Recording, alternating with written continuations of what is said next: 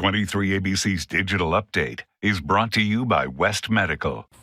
Good evening, I'm Alex Bell. Here's what's making headlines across the county. As the coronavirus vaccine arrived in Kern County, Public Health reported another spike in cases today. Public Health reports 1,100 new cases of COVID-19. This brings the total number of cases to nearly 56,000 since the pandemic started. We saw our first case here back in March. And when it comes to death, a startling jump today as well, as Public Health says 6 more people in our community have died because of the virus. This marks 476 deaths since the pandemic started. And if you're traveling for the holidays, you should keep in mind what items are naughty and nice to fly with as you're packing your bags.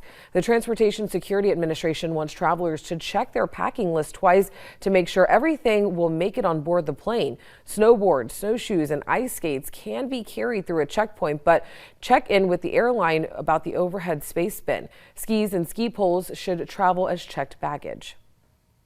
And electronics are popular gifts and can travel in carry-on luggage. However, all electronics larger than a cell phone should be placed in a bin with nothing above or below so that TSA can get a good x-ray of the image. Baked goods and cookies, such as cookies, can be carried through security checkpoints.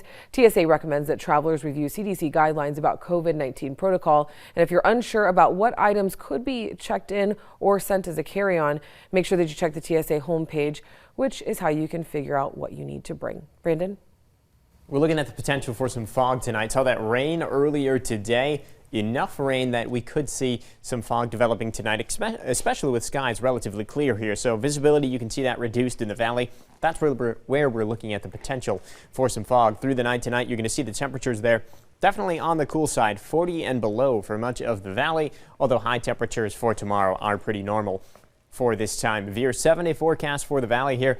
And you're going to see that fog, not just tomorrow morning, but lingering fog threat all the way through about Monday. So a couple of foggy mornings after our most recent rain, especially with the overnight temperatures falling well into the mid-30s by the weekend. 7-day forecast for our mountain communities does show a little bit less going on. Calmer weather through about Monday. By the time we get to Tuesday, though, another round of strong winds for the mountains and the desert. And that's your latest news and weather update. Have a good evening.